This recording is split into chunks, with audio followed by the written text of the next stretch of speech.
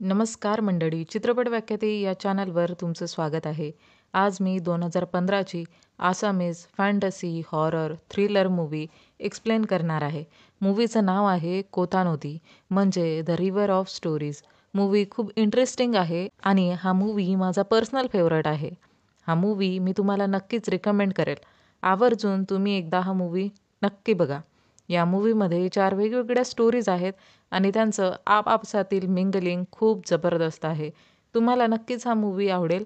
चला तर मग जास्त वेळ न दवडता मूव्हीला सुरुवात करूया. मूव्हीच्या सुरुवातीला आपल्याला पहिल्या स्टोरीचे काही कॅरेक्टर्स दाखवल्या जातात. जिथं एक व्यक्ती एका बाळाला घेऊन जंगलात आलेला दिसतो. तो त्या बाळाला खाली ठेवून तिथे गड्डा खोदत असतो. आता तो व्यक्ती त्या बाळाला त्याच गड्ड्यात गाडून मारून टाकतो.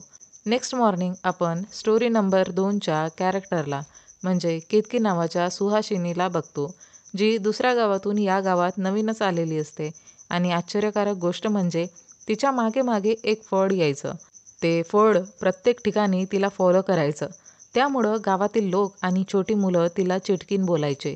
आता तिसऱ्या स्टोरीमध्ये आपण तेजीमोला नावाच्या 15 वर्षाच्या मुलीला बघतो, जिचे वडील देवीनाथ एक व्यापारी असतात आणि कामानिमित्त मोस्टली ते बाहेरच असायचे.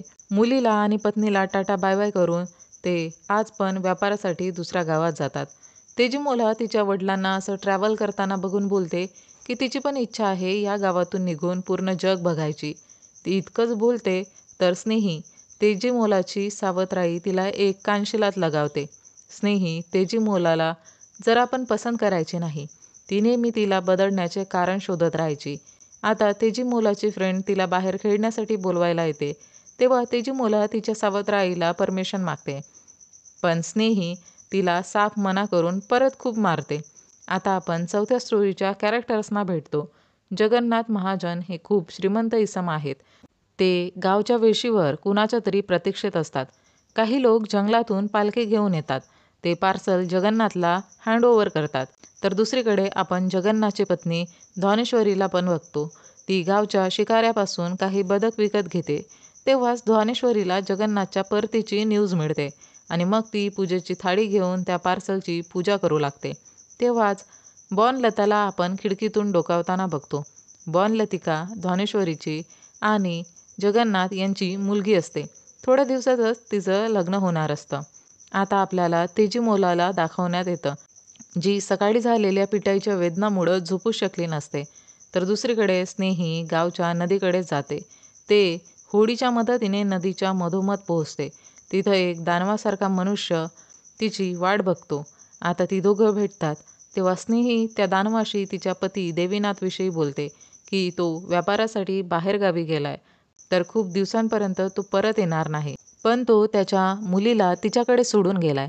आता ते दोघं इंटिमेट होतात. आता स्टोरी केतकीवर शिफ्ट होते, जिथं ती रात्रीचं जेवण बनवत असते. पण तिचं सगळं लक्ष त्या फळावर असतं. तिला समजत नाही की ते फळ नेहमी तिचा पाठलाग का करतं. ती त्या फळाला एका बास्केटमध्ये टाकून झोपी जाते. आता आपण धनेश्वरीला बघतो, जी त्या जंगलातून आणलेल्या सामानाकडे बदक घेऊन जाते आणि ते सामान म्हणजे एक जंगली अजगर असतो आणि धनेश्वरीच्या लालचेपोटी तिने या अजगराला पकडलं असतं. ती तिच्या मुलीचं लग्न या अजगराशी लावून देणार असते. आता ती त्या बदकांना अजगराच्या पिंजऱ्यात टाकते, म्हणजे त्याला त्याचं जेवण देऊन बाहेर येते. तर तिला रूपेश्वरी आणि तिची मुलगी चंपावती दिसते. त्या दोघींना काय चाललंय हे सगळं माहिती होतं आणि बॉनलतिकावर होणारा अत्याचार त्यांना जराही मान्य नव्हता. धनेश्वरीला त्या दोघी मायलेकी जराही पसंत नव्हत्या. म्हणून तिच्या हसबंडला जगन्नाथला ती बोलते की ज्या दिवशी बॉनलतिकाचं लग्न असेल त्या दिवशी तिला या दोघी गावात नकोय. जगन्नाथ पण यावर हामी भरतो. आता मूवीच्या पहिल्या स्टोरीमध्ये आपण ज्या पर्सनला बघितलं होतं त्याच पर्सनला आपण परत बघतो. तो परत एका बाळाला घेऊन येतो आणि जंगलात गाडतो. आता स्नेही तेजीमोलाला झोपेतून उठवून गहू पिसायला सांगते. तेव्हा हिम्मत करून तेजीमोला स्नेहीला विचारतेच की ती तिचा इतका राग का करते. तेव्हा स्नेही एकदम भडकून संतापून बोलते की तिने देवीनाथशी यासाठी लग्न केलं होतं की तिला राज करता यावं, यासाठी नाही की तिची बेबीसिटर बनून राहावं लागेल. आता स्नेहीला भिंतीवर एक रेंगाळणारा किडा दिसतो. तो किडा ती तेजीमोलाच्या तोंडात टाकते, तिला खायला लावते. तेजीमोला पाण्याच्या गुडल्या करू बघते तर स्नेही पाण्याचा गडू पण फेकून देते. तर दुसरीकडे केतकी तिच्या घरी तिचं विणकाम करत असते. ती विणकर असते. तिचं काम गावात खूप फेमस असतं.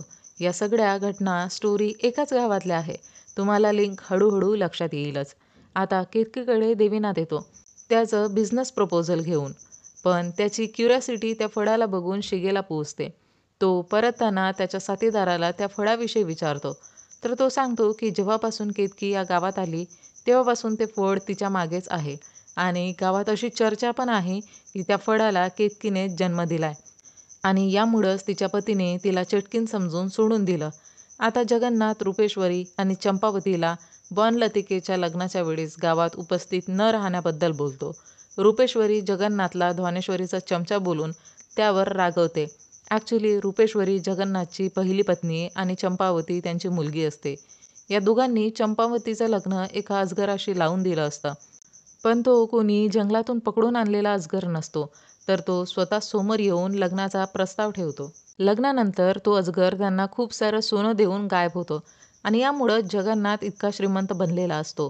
पैसा आल्यानंतर जगन्नाथचे भावच वाढले असतात.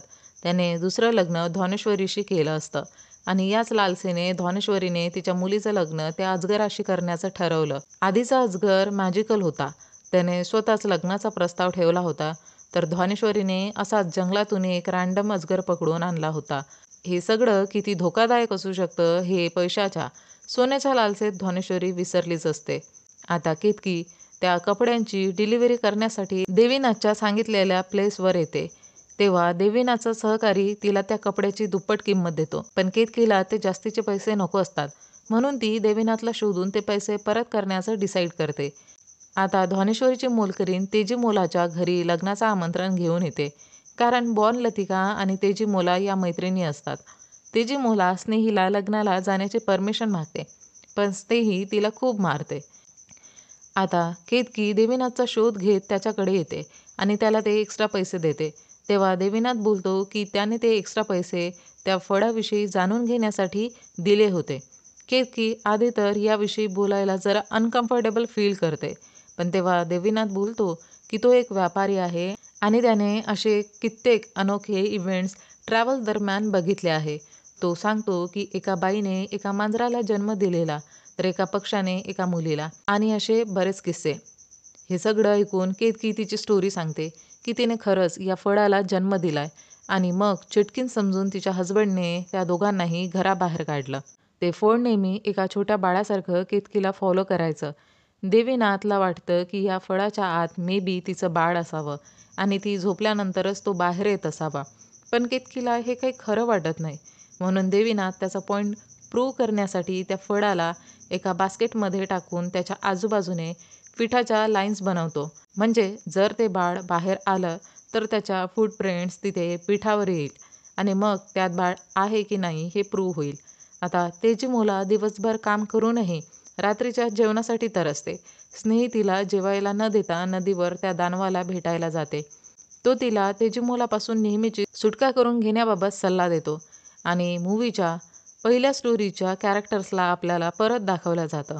तो व्यक्ती त्याच्या तिसऱ्या मुलाला जंगलात पुरण्यासाठी घेऊन आला असतो. त्या पर्सनचं नाव पुनई असतं आणि त्याची पत्नी मालती. पुनईच्या काकांच्या सांगण्यावरून त्याने त्याच्या आणि मालतीच्या नवजात तीनही बाळांना जिवंत गाडलं असतं. आता मालतीला चौथं बाळ म्हणजे एक मुलगी झाली असते आणि तिला या मुलीला मारू द्यायचं नसतं. आधीची तीनही मुलं असतात. आता देवीनाथ त्या बास्केटला चेक करतो तर ती रिकामी असते आणि ते फळ केतकीच्या पायाजवळ खेळत असतं. आता देवीनाथला वाटतं की त्या फळाने त्यांचं कन्व्हर्सेशन ऐकलं असावं. म्हणून मग आता देवीनाथ केतकीला त्या फळाला एखाद्या छोट्या बाळासारखं हाक मारायला बोलतो आणि ती हाक मारते तर ते फळ तिच्याकडे येतं.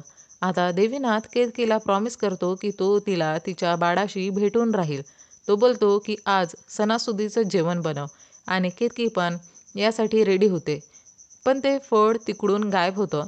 म्हणून केतकीला खूप राग येतो आणि ती देवीनाथला खूप खरीखोटी सुनावते. नेक्स्ट सीनमध्ये स्नेही तेजीमोलाला तिच्या आईची साडी देऊन लग्नाला पाठवते.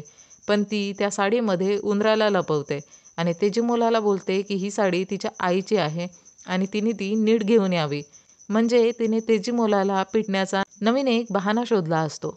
आता पुनईवर सीन शिफ्ट होतो. तो एक मच्छीमार असतो. तो त्याच्या काकाच्याच मताने सगळ्या गोष्टी करायच्या. मासे पकडण्याआधी पण तो त्यांना भेटूनच त्यांच्याकडून सर्वात जास्त फिश कुठे मिळणार त्या प्लेसची माहिती घेऊनच मग तो फिशिंगला जायचा. आणि त्याच्या काकाचं प्रेडिक्शन खूप ॲक्युरेट असायचं. त्याचमुळं त्याच्या बिझनेसची खूप जास्त ग्रोथ झाली असते. पुनई इतका फेमस असतो की जगन्नाथसारखे श्रीमंत इसम पण त्याच्याकडूनच फिश घ्यायचे. आता आपण त्या फळाला बघतो. तो त्याच्यासारख्या सेम दिसणाऱ्या फळांमध्ये येऊन थांबतो. आता तेजीमोला बॉन लतिकाला विचारते की ती अजगराशी का लग्न करते. तेव्हा बॉन लतिका सांगते की एक दिवशी तिची बहीण चंपावती त्यांच्या वडिलांसोबत शेतात चक्कर मारायला गेली असता त्यांना एक आवाज येतो जो बोलतो की जर चंपाचं लग्न त्याच्याशी करून दिलं नाही तर तो सगळं पीक नष्ट करेल. म्हणून मग भीतीने जगन्नाथने चंपावतीचं लग्न त्याच्याशी करून देण्याचं प्रॉमिस केलं. पण त्यानंतर त्यांना माहिती पडतं की तो एक मनुष्य नसून एक अजगर आहे. तेव्हा मग जगन्नाथ लग्नाला साफ नकार देतो. पण धनेश्वरी कशी तरी जेलसीमध्ये त्याला मनवते. ही गोष्ट रूपेश्वरीला माहिती पडते तेव्हा ती खूप घाबरते. त्या अजगराने जर तिच्या मुलीला गिळलं तर. पण असं न होता तो अजगर चंपावतीला खूप सोन्याचे दागिने देऊन गायब होतो.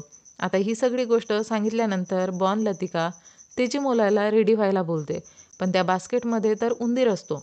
त्याने ती साडी कुतरली असते. हे बघून तेजीमोला गपचूप तिकडून निघून जाते आणि जगन्नाथ पण फिश घेऊन घरी येतो. त्यांच्या फॅमिली पंडितला पण हे लग्न मान्य नसतं. ते हे लग्न लावून देण्यास नकार देतात आणि जगन्नाथला बोलतात की हे खूप मोठं पाप आहे आणि त्यांनी पण हे करणं टाळावं. पण धनेश्वरी कुठं ऐकणार होती. ती तिच्या घरच्या ब्राह्मण नोकराला हे लग्न लावून द्यायचं बोलते. तर दुसरीकडे आपण पुनई आणि मालतीला त्यांच्या मुलीसोबत काकांकडे जाताना बघतो. पण मालती तिकडे जाण्यास नकार देते. तर पुनई तिला सांगतो की त्याच्या वडिलांच्या मृत्यूनंतर काकांनीच त्याचा सांभाळ केला. तो 15 वर्षाचा असताना काकांच्याच सल्ल्यावरून त्याने मासेमारीचा व्यवसाय सुरू केला होता आणि इतकं यश कमावलं होतं. पण मालती त्याचं काही एक ऐकत नाही.